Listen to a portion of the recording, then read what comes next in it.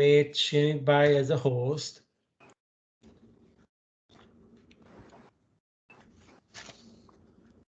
There you go. Hey, Jai Jinendra Shinitbai. Yeah, please go ahead. जय जिनेन्द्र।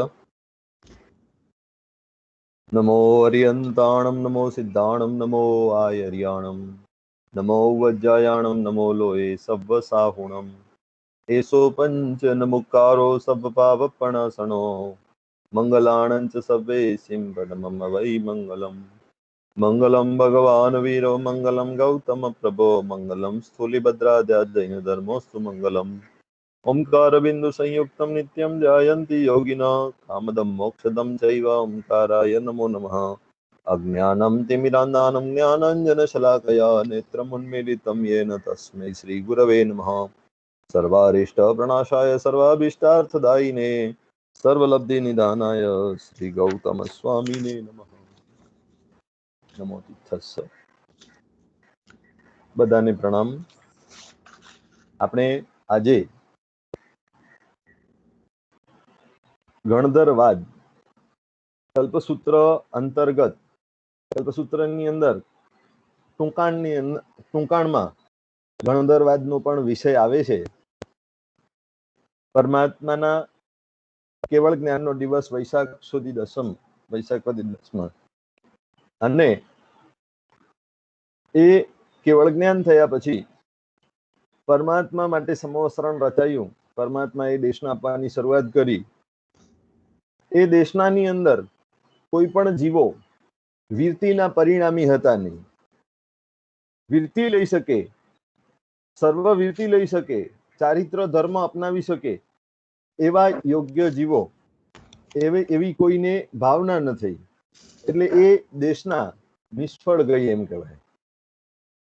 કોઈ તીર્થંકરોની દેશના નિષ્ફળ થાય નહીં, તીર્થંકર દેશને આપે। જો સામાન્ય ઘણીવાર સામાન્ય આચાર્ય ભગવંતો પણ એવા પ્રભાવ સંપન્ન હોય છે, એવી એમની પ્રતિભા હોય છે કે ઘણીવાર દેશના આપે અને લોકોને એ વાત ટચ થઈ જાય અને કોઈક ને કોઈક જીવને સંયમના બીજ રોપાઈ જાય કે સંયમની ભાવના થઈ જાય, વૈરાગ્ય ભાવ ઉત્પન્ન થઈ જાય।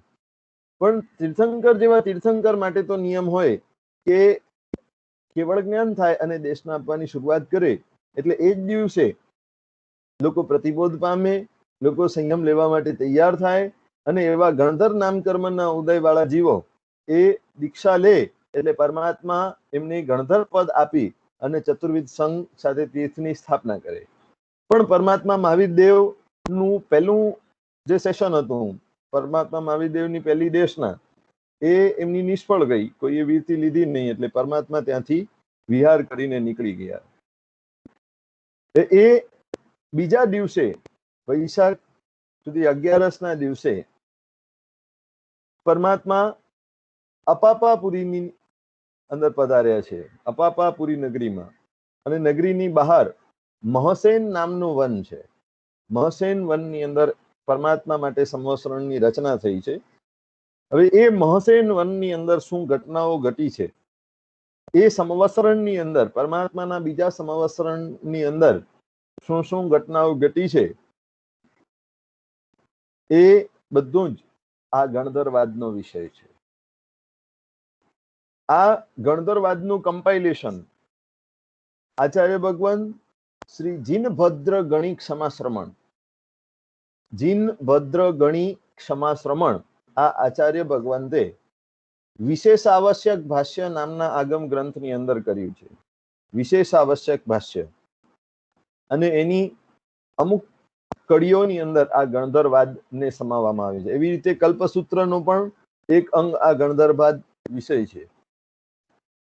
મૂળ તો આનો મુદ્દો એ છે કે પરમાત્માએ 11 ગણધરો સાથે જે ચર્ચા વિચારણા કરી, 11 ગણધરોના મનની અંદર કંઈક ને કંઈક શંકા રહેલી હતી। એ શંકાનું સમાધાન જે રીતે પરમાત્માએ કર્યું એ આખો અદ્ભુત વિષય બની ગયો અને એ ગણધરવાદ તરીકે પ્રસિદ્ધ થયો। આ કોઈ હઠવાદ નથી, ગણધરવાદ, વાદ શબ્દ એટલા માટે વપરાય છે કે ગણધર સાથેનું જે ડિસ્કશન થયેલું છે એના માટે ગણધરવાદ શબ્દ વાપર્યો. આમ તો એની અંદર કોઈ હઠવાદ કે કડાગ્રહવાદ કે એવું કઈ નથી કે પરમાત્માએ ક્યાંય પોતાની વાત ઠોકીને બેસાડી હોય એમને, એવું ક્યાંય પણ રહેલું નથી. ગણધર બધા જ 11 ગણધરો બ્રાહ્મણ હતા. પરમાત્મા મહાવીર દેવના 11 ગણધરો બ્રાહ્મણ હતા. અને બ્રાહ્મણ ધર્મની અંદર પણ યથા યોગ્ય એમને યોગ્ય અને એમની પરંપરાની યોગ્ય કુળ પરંપરા પ્રમાણે બધી જ આરાધના સાધના વગેરે એ કરતા હતા. બ્રાહ્મણ કુળને યોગ્ય એમને જે કાંઈ પણ અભ્યાસ જ્ઞાન વગેરે મળ્યું એ જ્ઞાનની અંદર એ લોકો એકદમ એક્સપર્ટ હતા, બહુ જ પ્રતિભા સંપન્ન, બહુ જ યશસ્વી અને શુભનામ કર્મી અને સાથે પ્રચંડ જ્ઞાની, અદ્ભુત જ્ઞાની, કે ભણેલું બધું પચાવેલું હોય એવી અદ્ભુત એમની પ્રતિભા હતી. માત્ર વાંધો ક્યાં હતો કે અમુક વેદોની જે પંક્તિઓ હતી, વેદો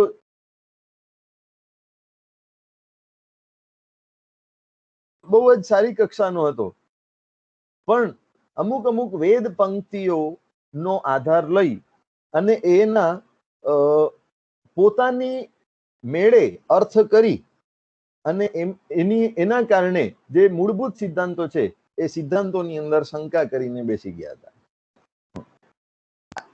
સમગ્ર વેદોને બરાબર સમજેલા હતા, પણ વેદની અમુક પંક્તિઓ કોન્ટ્રાડિક્ટરી આવે. ઘણી વાર છે ને કોઈક અપેક્ષાની અંદર, કોઈ કોન્ટેક્સ્ટમાં અમુક વસ્તુઓ લખવામાં આવેલી હોય, એ કોન્ટેક્સ્ટને સમજ્યા વગર એ વસ્તુને જાણવાનો આપણે પ્રયત્ન કરીએ ને તો ઘણીવાર એને બરાબર રીતે આપણે સમજી શકતા નથી. એ લેખક હોય કે બોલનાર હોય એનો ઉદ્દેશ આપણે બરાબર સમજી શકતા નથી જો એની પાછળનો બેકગ્રાઉન્ડ કોન્ટેક્સ્ટ આપણે બરાબર સમજ્યા નથી. તો વેદોની આ પંક્તિઓના કોન્ટેક્સ્ટ સમજ્યા વગર પોતાના મનગણત અર્થ કરી અને એની અંદર શંકા રાખીને બેઠા હતા.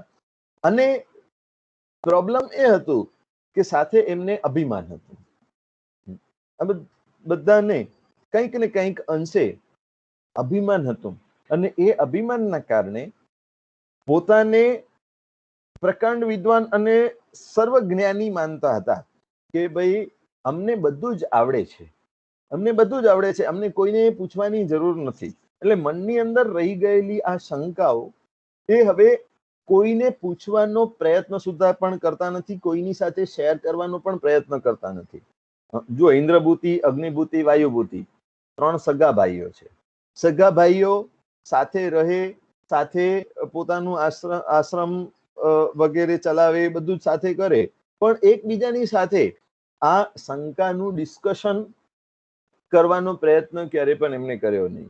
મને બધું આવડે છે, મારી અંદર આવી નાનકડી શંકા હોય એ વાત કોઈને હું કહું તો મારી નાનપ દેખાય. એટલે થોડાક અંશે અભિમાનના કારણે એ વાત ક્યારે પણ શેર કરી શકતા નહીં.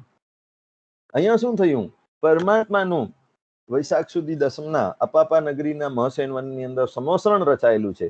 પરમાત્મા એ દેશના આપવાની શરૂઆત કરેલી છે અને લોકોના ટોળે ટોળા એ પરમાત્માની દેશને સાંભળવા માટે જાય છે.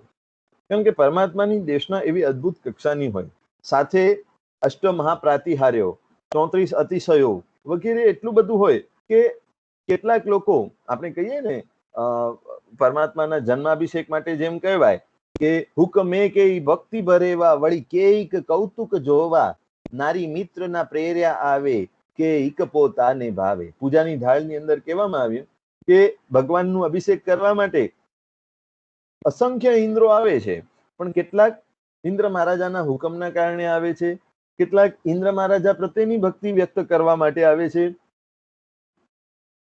કે એક કૌતુક જોવા, કેટલાક દેવો કૌતુકને જોવા માટે. ચાલો છે શું, આટલો ઠાટમાટથી અભિષેક થઈ રહ્યો છે તો છે શું, આપણે જોવા તો જઈએ. નારી મિત્રના પ્રેરણા, કોઈક નારીની પ્રેરણાથી આવે, કોઈક પોતાની પત્નીની પ્રેરણા, દેવીની પ્રેરણાથી દેવ આવે, અથવા મિત્રની પ્રેરણાથી. ચાલ ને યાર આપણે જોઈએ, આ ભોગ સુખો તો જિંદગી પર રહેવાના છે, અહીંયા કંઈક પરમાત્માની ભક્તિનું અવસર છે, ચાલ ને યાર આપણે જઈએ. મિત્રની પ્રેરણાથી આવે, કેઈક પોતાને, કોઈ પોતાની ભાવનાથી, પોતાની ભક્તિ ભાવથી અને પોતાની પરમાત્મા પ્રત્યેની અહોભાવભરી ભક્તિથી કેટલાક આવે છે. તો એવી રીતે આ બધાની કેટેગરી હોય. તો અહીંયા સમવસ્ત્રણની અંદર, પરમાત્માના સમવસ્ત્રણની અંદર પણ દેશના સાંભળવા માટે જે લોકો આવે છે એમાં બધી આ કેટેગરી હોય. જો અહીંયા અત્યારે આપણે બેઠા હોઈએ તો આપણી અંદર પણ આ બધી કેટેગરી હોય કે નહીં? કેટલાક લોકો હુકમના કારણે ભાઈ તારે આવવું પડશે, કે પછી નારી મિત્રના પ્રેર્યા આવે કે ભાઈ ચાલો ને બેસો ને તમે, હવે તો ઓનલાઈન છે, અહીંયા બેસીને સાંભળવાનું છે. કોઈ મિત્રની પ્રેરણા, અરે યાર સારા પ્રવચન છે, સારો વિષય છે, સાંભળી લેને. એવી રીતે કે બધાની અંદર, બધા જીવોની અલગ અલગ કેટેગરી હોય. એવી રીતે પરમાત્માના સંવત્સરણની અંદર પણ અલગ અલગ કેટેગરીના કારણે લોકો જાય છે. અમુક કૌતુક જોવા માટે જાય કે પર દેવો આટલા ડુંદુબીના નાદ કરે છે, આટલે દૂર દૂર સુધી દેવ દુંદુબીનો નાદ સંભળાય છે, તો કંઈક વિશેષ હશે એ જોવા માટે જઈએ. આવી રીતે અલગ અલગ દ્રષ્ટિકોણો ને લઈ અને ઘણા લોકો જતા હોય છે. આ બાજુ શું થયું કે એ જ નગરની અંદર, અપાપાપુરી નગરીની અંદર સોમિલ નામનો બ્રાહ્મણ, એણે બહુ મોટું યજ્ઞ માંડેલું. એણે યજ્ઞ કરાવવાનું કાર્ય એણે શરૂ કર્યું હતું. અને એમાં યજ્ઞને કરાવવા માટે દેશભરના જે પ્રકાંડ વિદ્વાનો હતા એવા 11 બ્રાહ્મણોને આમંત્રિત કર્યા હતા. બીજા પણ બ્રાહ્મણો હતા, પણ 11 બ્રાહ્મણો મુખ્ય એમના શિષ્ય પ્રશિષ્ય વગેરેની સાથે એમને આમંત્રિત કર્યા હતા, એમને વિધિ કરાવવા માટે બોલાવ્યા હતા. તો એમાં ઇન્દ્રભૂતિ, અગ્નિભૂતિ, વાયુભૂતિ વગેરે આ 11 બ્રાહ્મણો એની અંદર સામેલ થવા માટે એ જ નગરીની અંદર આવ્યા. હવે એક બાજુ યજ્ઞ શરૂ થઈ રહ્યું છે અને યજ્ઞના વેદ મંત્રો વગેરે બોલાઈ રહ્યા છે, તો દેવો દૂરથી આવતા દેખાય છે. એટલે ઇન્દ્રભૂતિને લાગ્યું કે જુઓ, અમારા યજ્ઞનું, અમે કરાવેલા યજ્ઞ અનુષ્ઠાનો, અમે બોલેલા મંત્રો વગેરેનો પ્રભાવ તો જુઓ કે અમે અહીંયા શરૂઆત કરી છે અને દેવો આવી રહ્યા છે.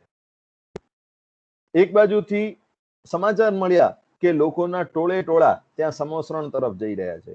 એટલે અંદરમાં અભિમાન પણ હતું કે એ જે પોતાને સર્વજ્ઞ કેવડાવે છે એ ખરેખર સર્વજ્ઞ નથી. સર્વજ્ઞ તો હું છું, મને જ બધું જ્ઞાન છે, મને બધા વેદો આવડે છે, હું હોશિયાર છું, હું સર્વજ્ઞ છું. એક બાજુ આ અભિમાન પણ હતું.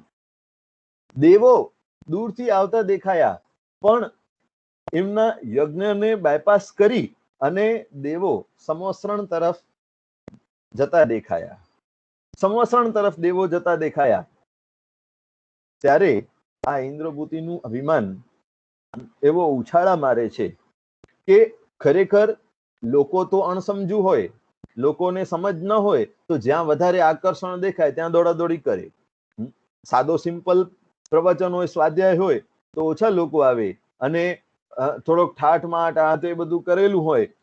આજે પણ કઈ કેટલા એવા મતો, પંથો અને સંપ્રદાયો નીકળી પડ્યા કે જેની અંદર સ્વાધ્યાય વગેરેના નામે પછી ઠાઠ માઠ, વ્યક્તિ પૂજા, આ તે બધું એટલું બધું હોય કે લોકો એના પ્રત્યે ઘણા બધા આકર્ષિત થતા જાય.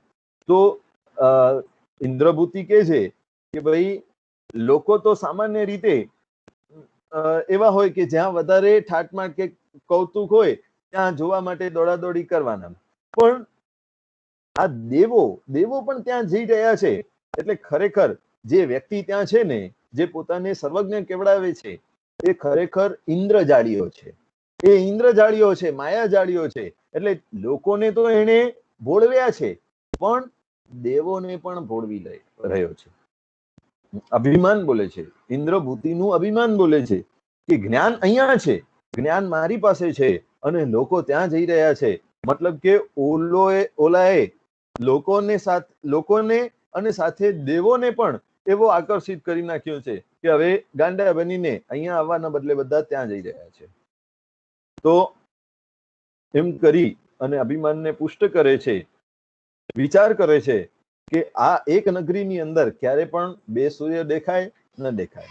એક જ્ઞાનની અંદર બે તલવાર હોય નહીં, એક જ હોય એનું પ્રભાવ હોય. એક સૂર્ય છે તો એનો પ્રભાવ છે, એનું મહત્વ છે. તો આ નગરીની અંદર બે લોકો સર્વજ્ઞ તરીકે હોય તો લોકો નોર્મલી કન્ફ્યુઝ થવાના. એના કરતા ઓલા સર્વજ્ઞને હું હરાવી આવું, એમને હું જીતી આવું, અને પછી એક મારું આધિપત્ય રહે અને આખી નગરીની અંદર મારો ડંકો વાગવા લાગે. એટલે પોતાના શિષ્યોને કહ્યું કે હું ત્યાં જઈ રહ્યો છું, તમે મારી સાથે ચાલો. તો શિષ્યોએ કહ્યું, એમાંથી કોઈ શિષ્યોએ કહ્યું કે તમે એટલા વિદ્વાન છો, તમે એટલા પ્રભાવ સંપન્ન છો કે તમે અમને જે વેદ પાઠો વગેરે આપ્યા છે, અમને જે વેદો શીખવાડ્યા છે, અમને જે અભ્યાસ કરાવ્યું છે, એના કારણે અત્યારે અમારું ક્વોલિફિકેશન પણ એટલું ઊંચું થઈ ગયું છે કે અમે પણ પોતે જઈને એને જીતી આવશું. આ ઇન્દ્રજાળીઓ કે માયાજાળીઓ ગમે તે હશે ને, એમને અમે વાદ વિવાદ કરીને અમે જીતી આવશું. તમારે જવાની શું જરૂર છે?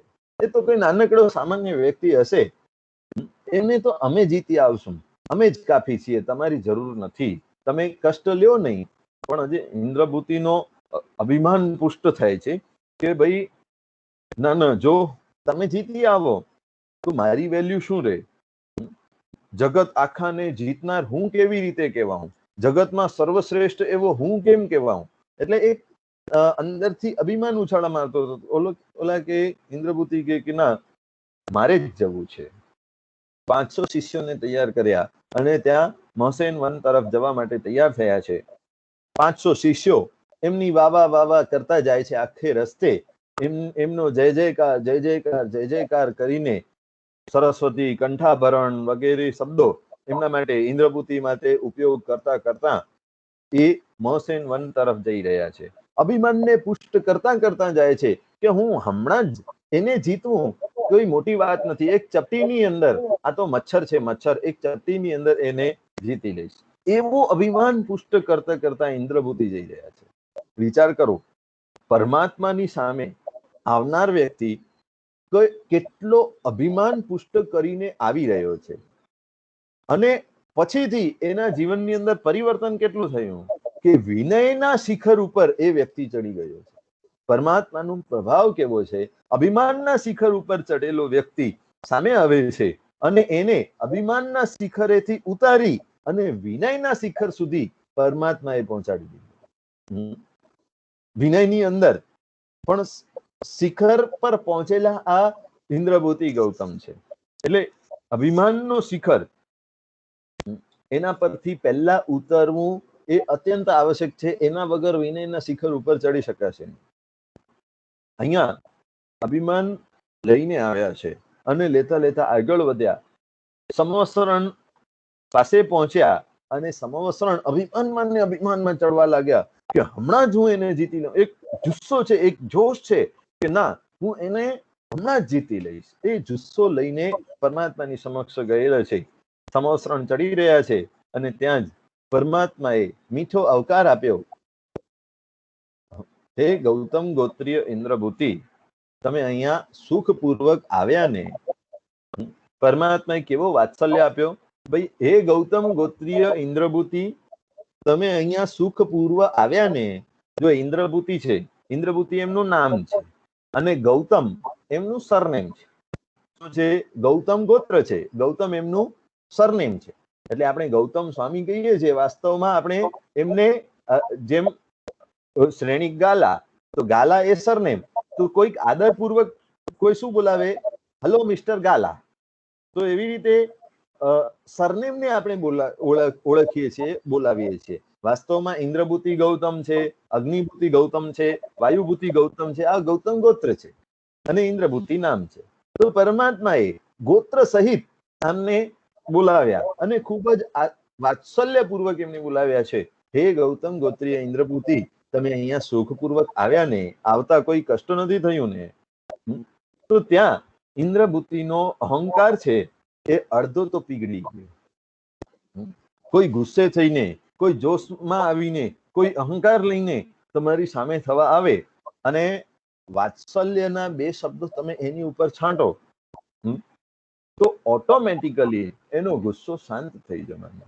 ઓટોમેટિકલી એ શાંત અને સ્થિર થઈ જવાનો. તો આવો પ્રચંડ કક્ષાનો અભિમાન લઈને આવેલો વ્યક્તિ પણ આવા વાત્સલ્ય ભર્યા 2 શબ્દો સાંભળી અને અડધો પીગળી ગયો છે. પરમાત્માના વાત્સલ્યમય એવા જ શબ્દો. અભિમાન પીગળી ગયો. મનમાં એક થોડોક આમ ધ્રાસકો પણ પડી ગયો કે ભાઈ વાસ્તવમાં શું એ સર્વજ્ઞ છે? મારું નામ કેમ એમને ખબર પડી? મારું નામ કેમ ખબર પડી? વાસ્તવમાં એ સર્વજ્ઞ છે? અચાનક એક ધ્રાસકો બેસી ગયો કે હું ક્યાંક ખોટો તો નથી ને? હું ખોટા વ્યક્તિ સાથે, એટલે હું એવા કોઈ મહાન વ્યક્તિની સાથે ખોટી બહેસ કરી અને મારી ફજીતી કરાવવા તો નથી આવ્યો ને? એમ એકવાર ધ્રાસકો પણ પડી ગયો. પણ પછીથી વિચાર કરે છે, પાછો અભિમાન બીજી સાઈડમાં. જો બે પ્રકારના વ્યક્તિત્વ, એક પોઝિટિવ નેગેટિવ બંને વ્યક્તિત્વ સાથે ચાલે છે. એક જ પ્રસંગની અંદર ઘણીવાર જ્યારે નેગેટિવ એકદમ જોરમાં આવે ત્યારે પોઝિટિવ ફરી પાછો એને કવર કરી લે. ફરી પાછો આ અભિમાન ઉછળ્યો છે અને અભિમાન કહે છે કે ના, મને કોણ ના ઓળખે? મને તો આખું જગત ઓળખે. મારું નામ કોણ ન જાણે? આખું જગત મારું નામ જાણે. મારું નામ જાણે છે, એમાં શું નવાઈ છે? મારા નામે મને બોલાવ્યું, એમાં શું નવાઈ છે? આખું જગત મારું નામ જાણે છે. હું એટલો ફેમસ છું, હું એટલો વિદ્વાન છું કે બધે ઠેકાણે મારી નામના મારી વાહ થતી જ હોય છે. ત્યાં ફરી પાછો અભિમાન પુષ્ટ થયો. આગળ હજી અભિમાનની અંદર ચડવા લાગ્યા. ત્યાં પરમાત્માએ કહ્યું, હે ઇન્દ્રભૂતિ, તમારા મનની અંદર એક શંકા છે અને એ શંકા તમે કોઈને કહી શકતા નથી, કહેતા નથી, પણ એવી નાનકડી શંકા છે. એ શંકાનું કારણ શું હતું? શંકા કઈ હતી અને શંકાનું કારણ શું હતું? તો કે જે શંકા એ હતી કે આત્મા છે કે નહીં, આત્માનું અસ્તિત્વ છે કે નહીં, આ પ્રશ્ન તમારા મનની અંદર ઘૂંટાયા કરતું હતું. આ પ્રશ્ન, આ શંકા શેના કારણે રહી હતી? તો ભગવાને કહ્યું કે તમે આવો, આપણે એ શંકાનું સમાધાન કરીએ. ઇન્દ્રભૂતિ અભિમાનમાં ને અભિમાનમાં ત્યાં પહોંચ્યા છે. આ શંકા સાંભળી ભગવાનના મુખેથી અને ત્યાં ઠરી ગયા છે. ઇન્દ્રભૂતિ ઠરી ગયા, કારણ કે આજ સુધીમાં સગાબાઈને પણ આ શંકા બતાવી નથી. સગાબાઈને પણ કહ્યું નથી કે મને આ કઈ શંકા છે. કોઈનું અનમ્યુટ હોય તો જરાક મ્યુટ કરી દેજો પ્લીઝ.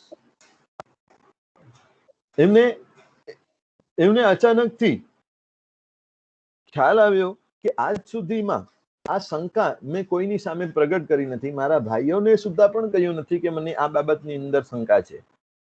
નહીં તો મારી ફજીતી થાય કે આટલા વેદો, વેદાંગો વગેરે, ઉપનિષદો વગેરે બધું જાણે છે, પણ આટલી નાનકડી વિષયની અંદર શંકા રહી ગઈ છે, આટલો નાનકડો વિષય સમજતા નથી, તો મારી ફજીતી થઈ જશે. એ સમજીને આજ સુધીમાં કોઈને પણ આ શંકા વિશે વાત કરી નથી. હવે આમને ખબર કેમ પડી? ખરેખર તો એ સર્વજ્ઞ તો નથી ને. એક મનની અંદર એક વિચારણા ચાલી, મનોમંથન કર્યું, ત્યારે ખ્યાલ આવ્યો કે ભાઈ ખરેખર એ સર્વજ્ઞ તો લાગે છે, જ્ઞાની તો લાગે છે, કારણ કે મારા મનની શંકા એમને કહીને સંભળાવી છે. ત્યાં પીગળી ગયા છે. તે છતાં પણ હજી અહંકારનો અંશ છે. હજી એમાંથી સમાધાન મેળવવાનું. જો શંકાનું સમાધાન કરે તો હું માનું. પહેલા વિચાર કર્યું કે મારું નામ કોણ ન જાણે, પણ મારા મનની જો શંકા જાણી શકે તો હું માનું કે એ સર્વજ્ઞ છે. મનની શંકા જાણી લીધી પ્રભુએ, તો વિચાર કરે છે કે ના, મનની શંકા પણ જાણી લીધી, ઠીક છે, પણ મનની શંકાનું સમાધાન કરે તો હું એમને સમર્પિત થઈ જાઉં, તો હું એમને માનું. પણ આ વાતને લઈ અને સમોસરણની અંદર આગળ વધતા પ્રભુની સામે પહોંચ્યા છે. અને ત્યારે પ્રભુએ વાત્સલ્યપૂર્વક શંકાનું જે સમાધાન કર્યું છે એ આ ગણધરવાદનો વિષય છે. આ ગણધરવાદની અંદર શંકાનું કારણ અને શંકાનું સમાધાન બંને પ્રકારે આ ગૂંથવણી કરવામાં આવી છે. તો સૌથી પહેલા ઇન્દ્રભૂતિને આત્મા છે કે નહીં, આત્માનું સ્વતંત્ર અસ્તિત્વ છે કે નહીં, એના વિશે શંકા હતી.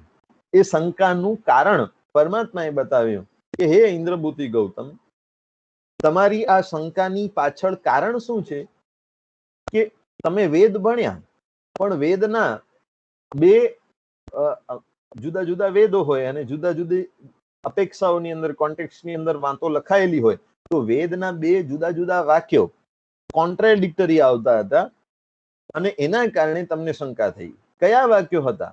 તો કે વેદનું એક વાક્ય હતું વિજ્ઞાન ઘન એવ એતૈભ્ય ભૂતેભ્ય સમુત્થાય તાન્યેવાનું વિનશ્યતિ ન પ્રેત્ય સંજ્ઞા સ્થિતિ.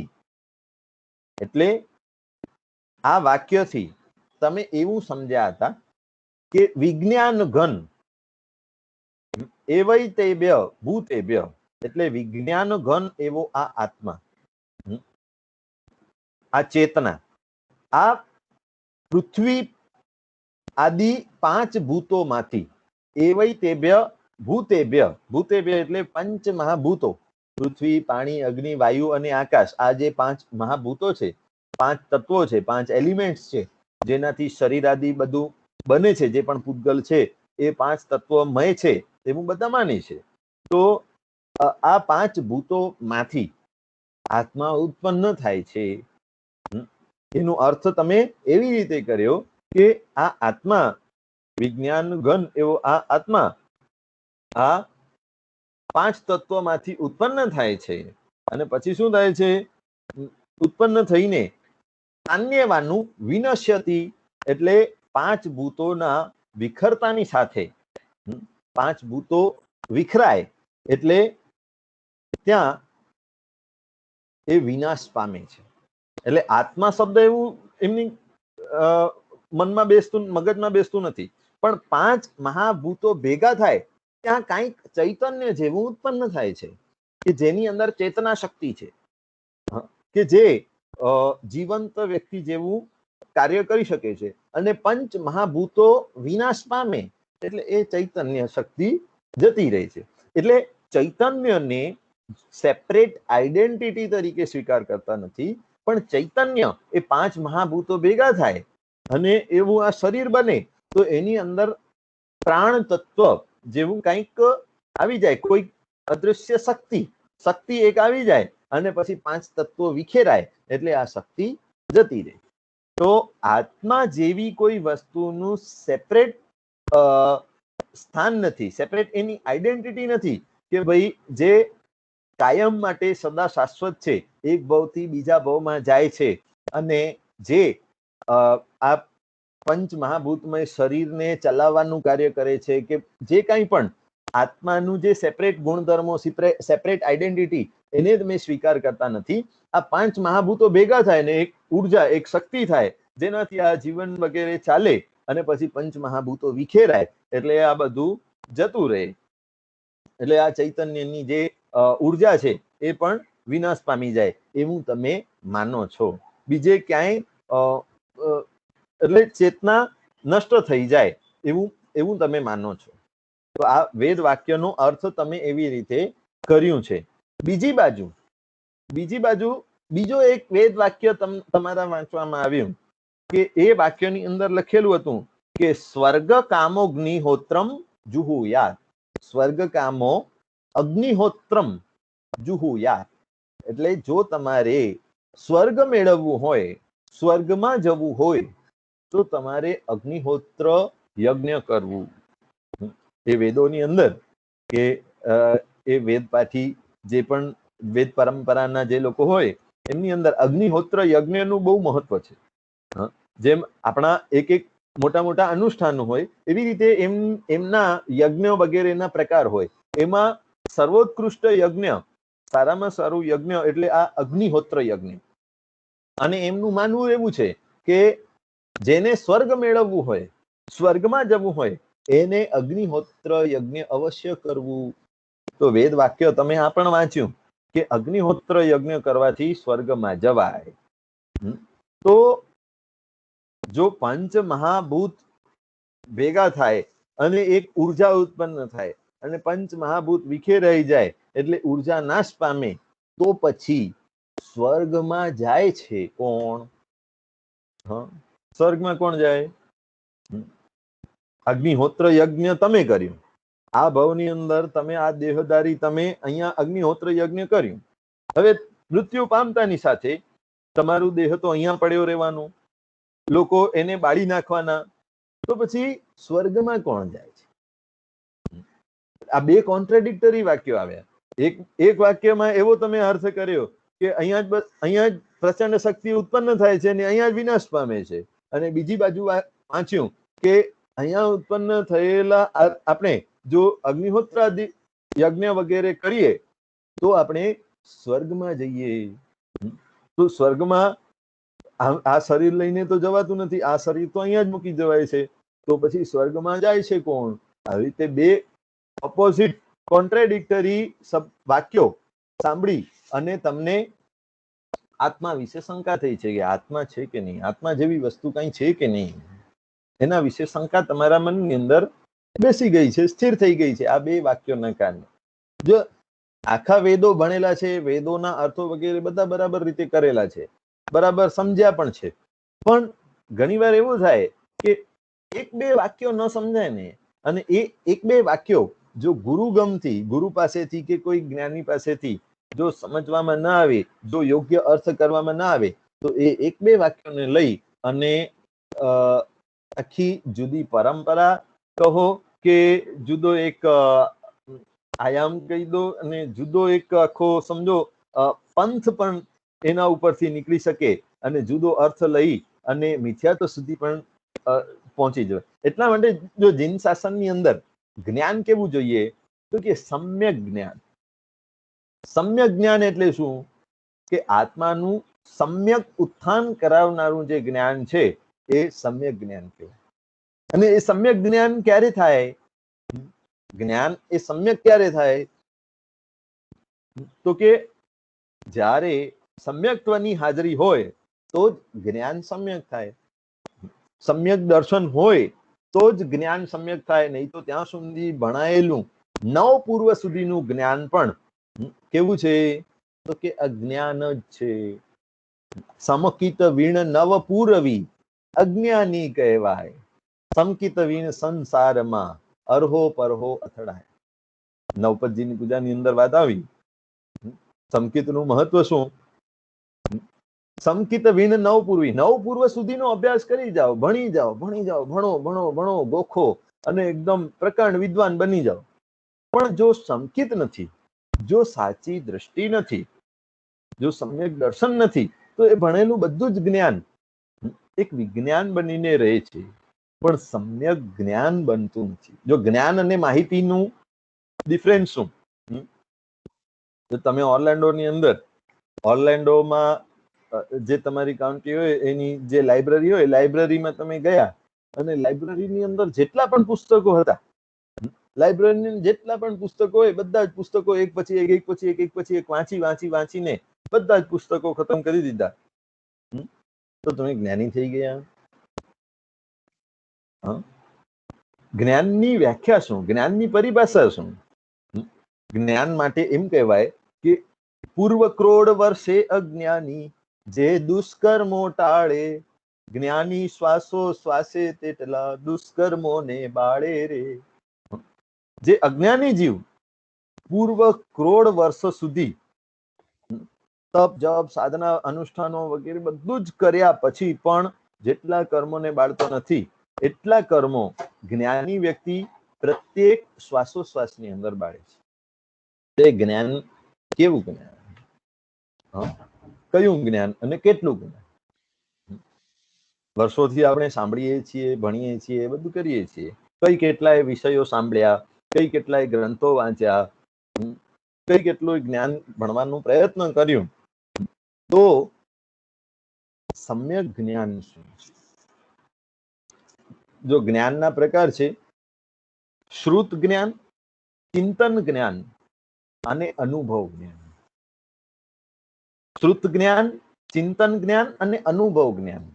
શ્રુત જ્ઞાન એટલે ભણેલું, વાંચેલું, સાંભળેલું જે હોય એને શ્રુત જ્ઞાન કહેવાય. શબ્દોથી મળતું જ્ઞાન એ શ્રુત જ્ઞાન છે. હવે એ શબ્દમાંથી જે ચિંતનની યાત્રા ચાલે, ચિંતનની ભાવધારા, ચિંતન મનન અંદરમાં ચાલે, એ ચિંતન જ્ઞાન કહેવાય. અને એ ચિંતન મનન વગેરે પછી જે અંદરથી નીકળતું જ્ઞાન, એ વિષયનું વધારે સ્પષ્ટીકરણ આપનારું જે અંદરથી નીકળતું જ્ઞાન છે એ અનુભવ જ્ઞાન છે. તો જીન શાસનની અંદર અનુભવ જ્ઞાનનું મહત્વ છે, શ્રુત જ્ઞાનનું મહત્વ છે, પણ એ શ્રુત જ્ઞાન આપણને અનુભવ જ્ઞાન સુધી પહોંચાડવા માટે એક લિંક છે, એક કડી છે, સહાયક બને છે. માટે શ્રુત જ્ઞાનનું મહત્વ, પણ એનાથી વધારે મહત્વ શ્રુત જ્ઞાનને અપાયું નથી. વાસ્તવમાં મહત્વ અનુભવ જ્ઞાનનું છે. તો અનુભવ જ્ઞાન એટલે શું? જો આચાર્ય ભગવંત યશો વિજયસુરી મહારાજા, હમણાં ભક્તિ યોગાચાર્યજી યશો વિજયજી મહારાજા છે, એમણે એમના એક પરમ ભક્ત છે સેન ડિયેગોની અંદર, દિનેશભાઈ અને સુશીલાબેન. તો એ સુશીલાબેન સાધ્વીજી ભગવંતોની પાસે 3 વીક રહેવા માટે ગયા, એમની પાસેથી સાધના અભ્યાસ વગેરે કરવા માટે ગયા, અને ત્યાંથી સાધ્વીજી ભગવંતો પાસેથી પાછા યુએસ નીકળવાથી પહેલા એ સાહેબજી પાસે ગયેલા, યશો વિજયસુરી મહારાજ સાહેબ પાસે, અને સાહેબજીને કહ્યું કે હવે જીવનની અંદર શું પરિવર્તન લાવવા, શું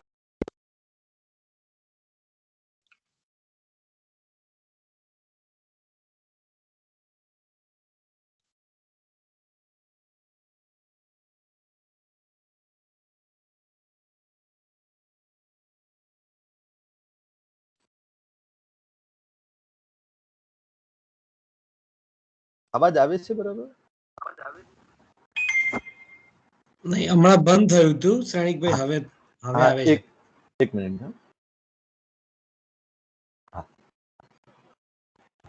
તો સાહેબજીએ એમને હિત શિક્ષા લખી આપી હતી, એમને સાધના લખી આપી હતી, અને એ સાધનાની અંદર સાહેબજીએ લખ્યું હતું કે હવેથી રોજ તમે રિટાયર્ડ છો, ફ્રી છો, હવે શું કરવાનું છે કે રોજ 4 કલાક સ્વાધ્યાય કરવાનો, રોજનું 4 કલાક તમારે સ્વાધ્યાય કરવાનું છે.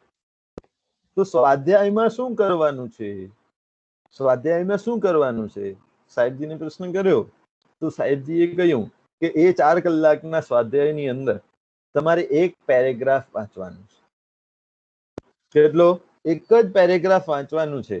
એક પેરેગ્રાફ કે એક પાનું, એટલું જ તમારે વાંચવાનું છે, અને 4 કલાક એની ઉપર ચિંતન મનન વગેરે કરવાનું છે. અને એ ચિંતન મનન કર્યા પછી અંદર ઘૂંટવાથી અંદરમાં જે અનુભૂતિ થશે, અંદરનું જે જ્ઞાન પ્રાપ્ત થશે, એ ખરેખરું સમ્યક જ્ઞાન છે.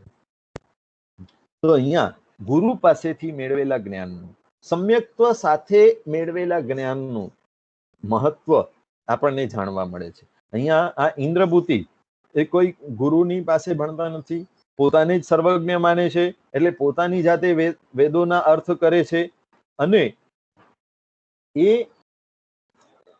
વેદ અર્થોની અંદર શંકાઓ રહી ગઈ છે, એ શંકાઓનું પણ હજી સુધી ક્યાંય નિરાકરણ કર્યું નથી. હવે પરમાત્માએ મનની શંકા જાહેર કરી દીધી, તો હવે પરમાત્મા પાસેથી એ શંકાનું સમાધાન મેળવવાની એક અપેક્ષા રાખી છે. તો હવે પરમાત્મા વાત્સલ્યપૂર્વક એમને આ શંકાઓનું સમાધાન કરાવી રહ્યા છે. પરમાત્માએ પહેલા તો આ કારણ સ્પષ્ટ કર્યું, કયા કારણથી તમને શંકા થઈ છે. ક્યાંય કદાગ્રહ, હઠાગ્રહ વગેરે પરમાત્માએ રાખ્યો નથી, બતાવ્યો નથી કે ભાઈ તું વેદ ધર્મ વાળો, હિન્દુ ધર્મ વાળો છે, તું બ્રાહ્મણ છે, અને હું જૈન ધર્મનો પ્રચારક છું, એટલે તું જુદો છે ને હું જુદો છું, તારું આવું છે ને અમારું આવું છે. પરમાત્માએ ક્યાંય આવી રીતે કોઈની સાથે અવહેલના, આસાધના વગેરે કોઈની પણ કરી નથી. પરમાત્માએ કોઈ પૂર્વાગ્રહ, કદાગ્રહ કે હઠાગ્રહ પોતાના મત પણ સંપ્રદાય વગેરે પ્રત્યે રાખી નથી. ક્યાંય કોઈ ધર્મ ગ્રંથ વગેરેને પરમાત્માએ ઉતારી પાડ્યા નથી. તમારા વેદો ખોટા છે એવું ક્યાંય પરમાત્માએ કહ્યું નથી. જો આ આખો ગણધરવાદ, એની અંદર પોઝિટિવિટીની જ વાતો છે, ક્યાંય પણ નેગેટિવ વાત નથી. નેગેટિવ વાત નથી કે ભાઈ તમારા વેદો ખોટા છે, એવી કોઈ પણ વાત ક્યાંય પણ આખા ગણધરવાદની અંદર આવતી નથી. 11 ગણધરોને પ્રતિબોધ પરમાત્માએ પમાડ્યા, પણ ક્યાંય એમનો મત ખોટો છે એવું નહીં. વેદો પણ બરાબર છે. વેદોની વાતો તમે બરાબર રીતે સમજ્યા નથી, માટે તમને શંકા થઈ છે. વેદોની વાતોનો જે અર્થ છે એ અર્થનું કોન્ટેક્સ્ટ તમે બરાબર સમજ્યા નથી, એના અર્થને બરાબર રીતે તમે લિંક કર્યું નથી, પકડ્યું નથી, માટે તમને શંકા થઈ છે. પણ વાસ્તવમાં વેદો પણ કાંઈ ખોટા નથી, એમ પરમાત્માએ આ ગણધરવાદથી સ્પષ્ટ. એટલે એનાથી આપણને શું શીખવા મળે કે આપણને પણ જો પરમાત્માએ જે અનેકાંતવાદનો સિદ્ધાંત આપ્યો, તો આપણને પણ બધા જ મતો, પંથો, સંપ્રદાયો હોય કે ધર્મો હોય કે ગમે તે હોય, બધાનો આપણને આદર કરવાનો છે. આપણે કોઈને ઉતારી પાડવાનો નથી કે ફલાણો આવો છે, એ તો આવું કહે છે, આવું કહે છે, આવું કહે છે, એ લોકો એવું માને છે. એ બધું કહીને આપણને કોઈને પણ ઉતારી પાડવાનો અધિકાર નથી, કોઈના ગ્રંથોને ઉતારી પાડવાનો અધિકાર નથી, કોઈની માન્યતાઓને ઉતારી પાડવાનો અધિકાર નથી. પણ બધાની સાથે સમન્વયાત્મક દ્રષ્ટિ, અનેકાંત દ્રષ્ટિ આપણને રાખવાની છે. જો પરમાત્માનો માર્ગ શું છે? અનેકાંત દ્રષ્ટિ. જો આટલા ઓપોઝિટ અને કોન્ટ્રાડિક્ટરી વાતો આવતી હોય, એને પણ પરમાત્મા સત્યની અંદર સમાવી લેતા હોય, તો ખરેખર અત્યારે તો પરિસ્થિતિ કેવી થઈ છે કે અનેકાંતવાદની વાતો એક બાજુ થઈ રહી છે, અને આપણા જીન શાસનની અંદર જ, આપણા જૈન ધર્મની અંદર જ દિગંબર અને શ્વેતાંબર તો મુખ્ય થયા, પણ શ્વેતાંબર પરંપરાની અંદર કે દિગંબર પરંપરાની અંદર, બંનેમાં અંદરો અંદર કઈ કેટલાય મતો, પંથો અને સંપ્રદાયો અને વાડાઓ થઈ ગયા છે. અને એ પોતપોતાના મતાગ્રહો, કદાગ્રહો, દુરાગ્રહો લઈ અને આપસમાં એવા લડ્યા કરે છે કે જાણે એકદમ કટ્ટર શત્રુતા હોય. પરમાત્માએ ધર્મ રાગ દ્વેષનો નાશ કરવા માટેનું સાધન બતાવ્યું છે. ધર્મ એ રાગ દ્વેષને નાશ કરનારું છે.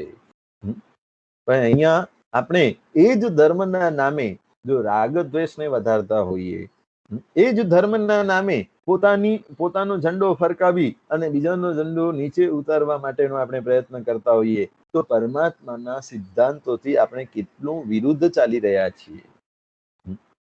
અહીંયા ગણધરવાદની અંદર એ જ બતાવે છે કે પરમાત્માએ બધાને વાત્સલ્યપૂર્વક સમજાવ્યું. અભિમાન લઈને આવ્યા, પોતાના મતો, પંથો અને ધર્મોનું એક બેકગ્રાઉન્ડ લઈને આવ્યા, અને એ જ ધર્મો સાચા છે એવી માન્યતાઓ લઈને આવ્યા. તે છતાં પણ પરમાત્માએ વાત્સલ્ય આપ્યું છે. પ્રેમ અને વાત્સલ્ય તમે જગતને આપો, અને જગત આનંદિત ન થાય, જગતની અંદર મૈત્રીનું વાતાવરણ ન સર્જાય, એવું બને જ. પ્રેમની જરૂર છે, વાત્સલ્યની જરૂર છે. જગતના જીવ માત્ર પ્રેમના ભૂખ્યા છે, પ્રેમની જરૂરત છે. મૈત્રી ભાવનું પવિત્ર ઝરણું મુજ હૈયામાં વયા, શુભ થાઓ આ સકલ વિશ્વનું સર્વ જીવ રાશિનું મંગળ થાય, એવી અંદરથી ભાવના ભાવવામાં આવી છે. તો પરમાત્માએ કહ્યું કે આ બધા વેદના વાક્યો તમે આવી રીતે કર્યા છે, અને કોન્ટ્રાડિક્ટરી વાક્યો તમારા વાંચવામાં આવ્યા, ભણવામાં આવ્યા. સાથે જગતની અંદર જે અમુક માન્યતાઓ હતી, એ માન્યતાઓ એ તમારી શંકાઓને પુષ્ટિ કરી. એટલે પ્રત્યક્ષ પ્રમાણ, જગત આખું કોઈ પણ વાત માટે પ્રમાણ માંગતું કે ભાઈ પ્રમાણ, પ્રૂફ, કોઈ વાતનું પ્રૂફ હોય તો અમે માનીએ, પ્રૂફ ન હોય તો ન માનીએ. તો પ્રત્યક્ષ પ્રમાણ, ડાયરેક્ટ પ્રૂફ અમને જોઈએ તો અમે માનીએ. આત્મા તો દેખાતો નથી. આ આત્મા, પરમાત્મા, સ્વર્ગ, નર્ક, આ બધી તમે જે વાતો કરો છો એ ડાયરેક્ટલી તો દેખાતા નથી. એનું પ્રત્યક્ષ પ્રમાણ તો છે નહીં, એની નજરની સામે તમે લાવી શકતા નથી. તો એ પ્રત્યક્ષ પ્રમાણનો અભાવ છે, એનાથી તને વધારે હજી શંકાઓ તારી પુષ્ટ થઈ છે. જેમ ઘડો વગેરે, ઘટપટ, જો શાસ્ત્રોની અંદર ઘટપટ આદિ, ઘટ અને પટ, ઘડો, કપડો વગેરે આ બધી જ વસ્તુઓ એ સ્પષ્ટ રીતે દેખાય છે, પણ આ આત્મા દેખાતો નથી, માટે એક શંકાને પુષ્ટિ મળી છે. તો જો ઘણીવાર શું થાય કે પ્રત્યક્ષ પ્રમાણ ન હોય, ભગવાન એમને સમજાવે છે કે ઘણીવાર એવું છે કે પ્રત્યક્ષ પ્રમાણથી બધી જ વાતોને સ્પષ્ટ કરી શકાતી નથી.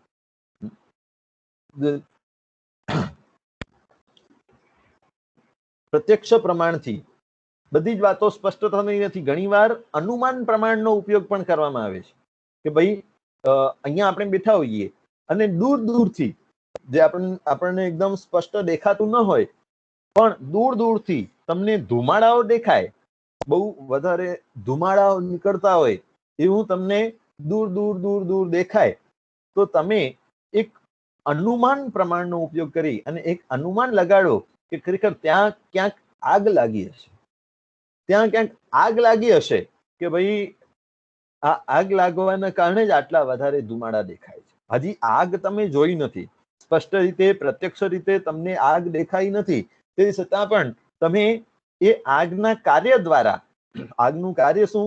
ધુમાડો આપવાનું, તો એ કાર્ય દ્વારા તમે અનુમાન એક લગાડી શકો કે ભાઈ ત્યાં આગ લાગી હશે. તો એ કાર્ય પ્રત્યક્ષ, આમ પ્રત્યક્ષ ડાયરેક્ટલી દ્રષ્ટિ પ્રત્યક્ષ નથી પણ કાર્ય પ્રત્યક્ષ પ્રમાણથી પણ કોઈ વસ્તુને સિદ્ધ કરી શકાય. બધી જ વસ્તુઓ કઈ દેખાય એવું જરૂરી નથી. સ્વામી વિવેકાનંદને કોઈએ કહ્યું કે તમે આત્મા વગેરેની બધી જ વાતો કરો છો, આત્મા પરમાત્મા વગેરે બધી વાતો કરો છો, તો આત્મા કે પરમાત્મા અમારી નજરની સામે બતાવો તો માનું. તો ઓલા સ્વામી વિવેકાનંદ એટલા હોશિયાર અને ચતુર હતા કે સામે રહેલ વ્યક્તિ એકદમ સારી કક્ષાનો છે, સારો નોલેજેબલ વ્યક્તિ છે, સારી પોસ્ટનો વ્યક્તિ છે, પણ એ એટલા બુદ્ધિશાળી હતા કે અને સત્વશાળી હતા કે એને કહ્યું કે તમે તો ડોબા છો, ડોબા, તમે તો તમારી અંદર બુદ્ધિ નથી. બોલો કે તમે આવું કેમ બોલો છો? હું બુદ્ધિશાળી છું. તો સ્વામી વિવેકાનંદજી કે ભાઈ બુદ્ધિ ક્યાં છે? મને તો દેખાતી નથી. તમે બુદ્ધિને મારી સામે લાવો, મારી સામે બુદ્ધિ દેખાય તો હું માનું. જો બુદ્ધિ સામે દેખાતી નથી તો હું માની શકતો નથી. તો જો આ બધી વસ્તુઓ કેવી છે કે અમુક વસ્તુઓ સામે નજરે દેખાય નહીં પણ એના કાર્ય દ્વારા જણાય. બુદ્ધિશાળી વ્યક્તિ પોતાની બુદ્ધિ વાપરી અને કોઈ એવા વિશિષ્ટ કાર્યો કરે કે વિશિષ્ટ પ્રશ્નો સોલ્વ કરે કે એનાથી બુદ્ધિ ઓળખાય કે ભાઈ આ વ્યક્તિ બુદ્ધિશાળી છે. આ બુદ્ધિને સામે લાવીને બતાવી શકાતી નથી. એવી રીતે આત્મા એ પણ કાર્ય પ્રત્યક્ષ છે. શરીર એ પૂતગલ છે, તો પૂતગલ એવો શરીર, પંચભૂતમય એવો શરીર, એને જીવંત રાખવાનું, એની અંદર ચેતના કોણ આપે છે? તો હા, આત્મ તત્વ આપે છે. કે શરીરને ચલાવવાનું કામ કોણ કરે છે? શરીર ખાય છે, પીએ છે, આ હરે છે, ફરે છે, બોલે છે, ચાલે છે, બધું કરે છે. તો એ બધું કાર્ય વાસ્તવમાં કોણ કરે છે? તો કે આત્મા કરે છે. આત્મા કરાવે છે, આત્મા દ્વારા થાય છે, માટે આ શરીર કરી રહ્યું છે. નહીં તો શરીર એક પૂતગલ છે, શરીરની કઈ તાકાત નથી કરવા. આત્મા જો નીકળી જાય તો મૃત શરીર પડ્યું હોય એ આ બધી ક્રિયાઓ કરી શકવાનું નથી. એટલે મૃત્યુ થાય અને આત્મા નીકળી જાય તો બધી ક્રિયાઓ પણ બંધ થઈ જાય, આ જીવન વ્યવહારો આ તે બધું જ બંધ થઈ જાય. એટલે કાર્યથી પણ આત્માને જાણી શકાય છે. પરમાત્માએ વેદ પદોનો સાચો અર્થ બતાવ્યો કે ભાઈ વિજ્ઞાન ઘન એટલે શું? તો વિજ્ઞાન ઘનને એક ઉર્જા માની હતી. ઇન્દ્રભૂતિએ વિજ્ઞાન ગણને એક ઉર્જા માની હતી કે ભાઈ 5 મહાભૂત ભેગા થાય અને એક વિજ્ઞાન ગણ એટલે એક ઉર્જા ઉત્પન્ન થાય અને 5 મહાભૂત છૂટી જાય એટલે એક જે ઉર્જા ભેગી થયેલી હતી એવી ઉર્જા વિખેરાઈ જાય, એવી એની માન્યતાઓ હતી. પણ અહીંયા પરમાત્માએ કહ્યું કે વિજ્ઞાન ઘન એટલે વિશિષ્ટ જ્ઞાનના ગુણવાળો, જ્ઞાન ગુણથી યુક્ત, જ્ઞાનનો ઘન પુંજ, એટલે જેની અંદર જ્ઞાન રહેલું છે, જે જ્ઞાનનો જ્ઞાતા છે, જે જ્ઞાયક છે, એ આ આત્મા છે. જ્ઞાન હોય એ જ્ઞાન ગુણનો જે ધારક છે, જે જ્ઞાન ગુણથી ઘન છે, એવો આ આત્મા. તેનો સમુદાય રૂપે, જ્ઞાન ગુણના સમુદાય રૂપે, જથ્થા રૂપે કે પુંજ રૂપે આ આત્મા છે. આત્માના દરેક પ્રદેશની અંદર જ્ઞાન છે, ચૈતન્ય છે. તો સંવેદનાઓ થાય છે, તો જ્યાં જ્યાં સંવેદનાઓ થાય છે ત્યાં ત્યાં આત્મા હાજર છે. આત્મા આ શરીરની અંદર ક્યાં હાજર છે? આખા આપણા શરીરમાં ક્યાં ક્યાં આત્મા હાજર છે? કયા ભાગની અંદર આત્મા હાજર છે? તો કહેવાય કે આખા શરીરની અંદર જ્યાં જ્યાં તમને જ્ઞાનનો અનુભવ થાય છે, જ્યાં જ્યાં તમને ચૈતન્યનો અનુભવ થાય છે, જ્યાં જ્યાં તમને સંવેદનાનો અનુભવ થાય છે, ત્યાં બધે ઠેકાણે આત્મા હાજર છે. એટલે આ નખ છે, નખને તમે દબાવો કે નખને તમે કટ કરો તો શું થાય? તો નખનો અગ્રભાગ જે છે ને, આંગળીથી ઉપર ગયેલો નખનો ભાગ, એને તમે ઇઝીલી કટ કરી શકો છો. ત્યાં તમને સંવેદના અનુભવાતી નથી. પણ ભૂલથી જો નેલ કટર વધારે ચાલી જાય અને આંગળીની સાથે ચોંટેલું નખ એ જો કટ થાય તો શું થાય? સંવેદના તરત જ અનુભવાય. એટલે નખના આંગળી ઉપર ચોંટેલા ભાગ સુધી આત્મ પ્રદેશો છે. ઉપરના નખના અગ્રભાગ ઉપર, વધી રહેલા ભાગ ઉપર આત્મા નથી. એવી રીતે જો વાળ કટ કરાવવા માટે, હેર કટ કરાવવા માટે આપણે સલૂનમાં જઈએ તો બરાબર રીતે એ સલૂન વાળો ગમે તે સ્ટાઇલ, ફેશન વગેરે બધું જ કરી અને આપણા વાળ કટ કરી આપે તો ક્યાંય વાંધો આવતો નથી. પણ ગુરુ ભગવંતને કહીએ કે ભાઈ તમે જે પ્રમાણેની લોન્ચ કરો છો, તમે જે લોન્ચ કરો છો, ચાલો આજે મારે પણ લોન્ચ ટ્રાય કરવી છે, તમે મારી આજે લોન્ચ કરી આપો ને.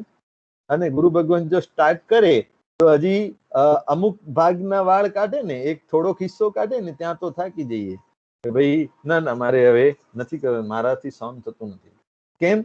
કેમ કે વાળને જો ખેંચવામાં આવે છે તો શરીરને સ્પર્શ થઈને રહેલો જે વાળનો ભાગ છે, વાળનો જે મૂળ ભાગ છે, ત્યાં સંવેદના થાય છે, ત્યાં દુઃખની સંવેદના થાય છે.